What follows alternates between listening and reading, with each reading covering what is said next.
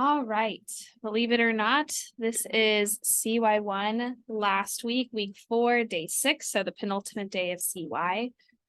During this lesson, which is July 11th, you're going to notice we have not our lesson plan tutorial yet, but our slide deck and a Faith Crest template. Again, this is a Google drawing.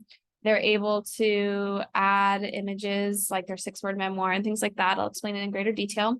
Or an even better thing that they can do is file, download this as a PNG, and then upload it to Canvas and actually make it look legit like a crest. So that's an option. They can do it sort of bare bones basic, or they can get fancy and use Canva because that's a resource that we've provided for them. All right, so getting into it, before I get too ahead of myself, they're going to walk into your class. This is day 6, so it's going to be page 31 in their planners. They're going to see a lovely blue colored page with a drawing of Vincent van Gogh right here. And we're focusing on this grad value of loving. And they're going to take the quote from Vincent van Gogh and just write a short blurb of how they think it's connected to the grad value of loving. As we've done before, we will talk about how we've done open and growth, intellectually distinguished, and our last grad value that we will do in CY1 summer is loving. Now, they're going to notice that we haven't covered all 6, and we want to say, why do you think that CY would have only chosen open and growth, intellectually distinguished, and loving for your summer experience, opposed to developing as a leader, committed to justice, and religious? Why are these the top 3? And if they're not sure, you can say this was voted upon. This is actually based off of data. This is what the adult and student population believed are the most important grad values for incoming frosh. So maybe why do they think that is? If they need some more time to think. Timer, of course. Then we're going to go into a prayer that they've already been exposed to during week 3. Fall in love. It's also known as the Rupe prayer because it's inspired by the life's work of Father Pedro Rupe, pictured in red, but the prayer itself is actually by a Jesuit, Joseph P. Whalen. So we pray the prayer, St. Ignatius of Loyola, pray for us. They'll choose their norm. They're going to notice that they just have to circle it here at the top. And we're really looking for what's a norm that will help you be more loving, and or what's a norm. There's 7 days of CY, there are 6 norms. At this point, hopefully they've chosen a different norm each day. If they haven't, you can challenge them to do that. Go over the agenda, which is quote. They're going to review what we did in the Amazing Race, talk about the life of St. Ignatius, some cool Ignatian terms, consolation and desolation, which will be later expanded upon in their theology classes, and then they're going to make a crest of their own. Again, have the student read the quote, you read the quote. Great things done by a series of small things, great things are done by a series of small things brought together, Vincent van Gogh. Minute in partner groups, discuss what you wrote, get some people out there. If you need to do dyads, this is a good time to do that. And then recap day 5. Day 5 was an amazing race. And what you might have noticed is that Loyola is highly symbolic, not just the lobo senoia and the colors and the L, but also just in who we are. The crest is found on our doors. It's on our diplomas. You're going to see AMDGs everywhere, especially on Penny Ardoff and Hannon. The Loyola L, you'll see even in the gym, there's that Faith Crest, OG. AMDG is on almost all of our sports stuff. So the back of a basketball jersey, on the side of a football pant. For the freshman football, in front of the football pant, that Loyola L is usually our athletic L on the back of socks. Again, our L that's on our jerseys. And I love the lacrosse helmet because you see AMDG, but you also have this really cool map of Loyola High School, of Loyola Hall. This is where, as a teacher, you can decide from the Amazing Race if there are a few things that you want to incorporate. So this is where you could add slides and say, here's some of the most missed Amazing Race, or here's some things that you might not have noticed that we're bringing to your attention now as a class. And don't spend too much time on this, but we really just want to remind them that, like, we're recapping that being symbolic and symbolic representation, storytelling is really important to us and our legacy. And we're going to ask them to do the same thing. So before we do that, we're going to look at new images. In these images, we just want to ask them, what do they notice? Hopefully they see, okay, wait a second, there's a crest. And you'll notice these are the Onas family colors. So this might be, and if they can read, somebody from Loyola, which is St. Ignatius, right? We also want to look, there's IHS. So if they did the scavenger hunt, they should know that these are the 3 Greek letters that spell Jesus Christ's name. If you're not getting a ton of, information or observations, what profession do you think he is? I think he's a soldier based off his armor. What's his expression like? What's his mood? Where do you think he's at? Okay. And then we were going to say, what about this image? And, hopefully they'll say, oh, there's a halo. There's a lot more religious paraphernalia. He looks like he's dressed like a priest. This could be a Bible or journal. Oops, sneaky little AMDG right here. He's writing. What about his posture, right? And then we just want to compare. If they didn't figure this out already, these are the same person. These are both St. Ignatius of Loyola. How do they seem similar and how do they seem different? Well, similar, we know it's the same guy, facial hair. They're both sort of angled, right? But one's standing and one's sitting, which might offer a little bit of humility. He looks a little bit more contemplative and peaceful here. He looks a little bit more weary and stern. Probably wants to put off that like soldier vibe. We also notice that this feels a little bit more religious and this feels a little bit more warlike. And we're going to say that this journey is towards authenticity. That's not to say that you can't be authentic if your profession life is a soldier or a saint, right? Like we want them to recognize that we believe that this is a demonstration in art form of how St. Ignatius went from this upright soldier, which is what he believed he was going to be, and actually became this incredible saint who's very important to our particular context. And today, we're going to actually watch a very quick version of Loyola's life as told by a Spanish olive. It's a little ridiculous. So you'll notice on your planners, there's a little olive picture, and you're going to take notes. And I want you to answer this question. What did Ignatius do to get to this point of authenticity? What did Ignatius do in becoming a more authentic version of himself? Right? So you watch the video, and then how did St. Ignatius work towards authenticity? They're doing the think part when they're watching. The pair part is the dialogue, maybe a minute or so of what they wrote down in their notes section, and then we'll share. What I want to emphasize is that the lesson plan is helpful if you feel like there's a lot of gaps. You also yourself will watch the video and take your own notes, but some things that I thought were important for Ignatius's authenticity is he did a lot of self-reflection, isolation, and he did these things called the spiritual exercises. He had to humble himself and learn with like kindergartners when he didn't know a language. So he studied. He found people that kind of resonated with him. So like-minded colleagues like Peter Faber or Francis Xavier. He started to do more community work and move beyond his own personal glory and work towards becoming other-centered.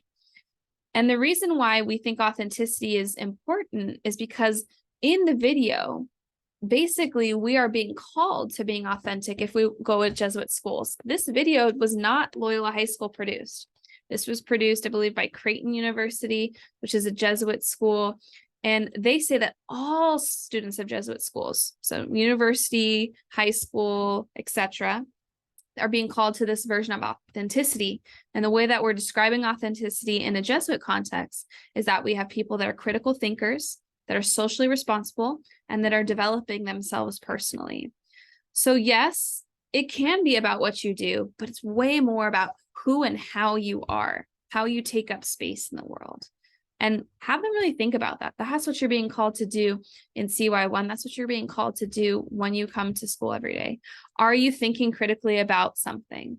Are you responsible socially? Do you see yourself as one of a community? And are you developing yourself to the best of your abilities? So in that spirit of being a contemplative in action, which was one of the major factors of being somebody that is an Ignatian or Jesuit scholar, is in our authenticity, we want to think about two really important words. We have consolation and desolation. And in their planners, it's right below the olive video. So where it says desolation, we just might want to ask students what they think desolation is, and then summarize. It's our shadows. It's when we turn on ourselves. It's usually when we cut ourselves off from community. It kind of makes us want to give up on things that are important to us, and it drains us of our energy. Some moments that, might happen in their freshman year with desolation might be getting a bad grade, cut from the team, had a really bad fight with a parent, sibling, guardian, or friend. These are moments that will happen. And when we have desolation, part of the preparation that we've been talking about is knowing that it will happen and creating coping mechanisms that will help them be successful. So first, we're going to think about desolation. Right now, we're going to ask them to note. They don't need to write complete sentences, but jot down 3 anxieties or stressors or fears they still might have about school. This is not something that we're going to grade or genius scan or anything, so they don't need to be freaked out about that. Give them a minute, then we'll do consolation. Maybe ask them, if we look at the definition of desolation, what do you think consolation is? Yeah, it's when we direct our focus beyond just ourselves. It's outside of us. It's actually heart lifting and heart warming. And it gives us more energy and it bonds us to our community. So knowing that consolation, or our lights, not our shadows, will also be a part of our high school journey, like performing well on a quiz, like feeling seen, like somebody actually knows you, or making a friend for the first time, or having your frosh retreat. These are moments of consolation. Knowing this, and again, we talked about really important coping mechanisms, we need to be prepared for having both. And so we asked this question in the consolation section, right? This is where they're going to put, where can, for these 3 anxieties and stressors and fears that I have, who might I seek help from when I have these things? Maybe it's your assigned counselor, maybe it's a parent or guardian, maybe it's me, your CY1 teacher, maybe it's a coach. Think about who you can rely on when you're having these stressors, because it's really, really important that when we have moments of desolation, we remember that consolation exists too, and that that it's not all doom and gloom. We also want to remind them that you're pretty amazing. And as much as you chose Loyola, Loyola chose you back. And this isn't a school where you get automatic enrollment. You had to apply, you had to qualify, and we had to select you. And that's because we saw your amazing gifts and talents. And we believe that just as it's our responsibility to teach you, you are going to teach us a lot about ourselves, a lot about Loyola. You are, again, the new co-authors of the Loyola story. So we need you to remember who you are and why you're chosen, and that when you have moments of desolation, that doesn't take away from the variety of things that you bring to the table. So with that being said, as we are a very symbolic school, we're going to ask you to make a crest of your own. So if they turn to page 32, they will see this crest and they will see this kind of banner at the bottom. Tell them to focus on the crest part. We'll worry about the banner later. We're going to walk them through this. And so this is sort of their rough draft. And quite frankly, some of them like to hand draw. But personally, I think this is a better place for the rough draft, and then they can do a digital copy on Canva or on the Google Drawing that I showed earlier. They're going to put their initials here. So they should write their initials, and then just write some key treasures, talents, intangible qualities that they have. Have them take notes. They can draw if they want. We'll show them what it'll look like at the end later. Have them do this for a minute, minute and a half. You can add a timer. Here, they're going to put their 6-word memoir. So maybe they write their 6 words out, or they just say insert 6-word memoir here. Again, if this is their spirit. So this is kind of what they bring to Loyola. This is their heart. This is their community, or who they are and how they've been chosen and their commitments.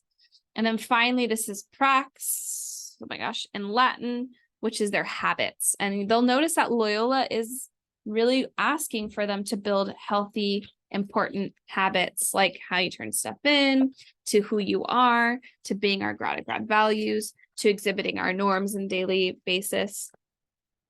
we want to ask them, what are some habits that you need? And we want them to include maybe one of these habits, which is part of 7H, pages H1 and 2.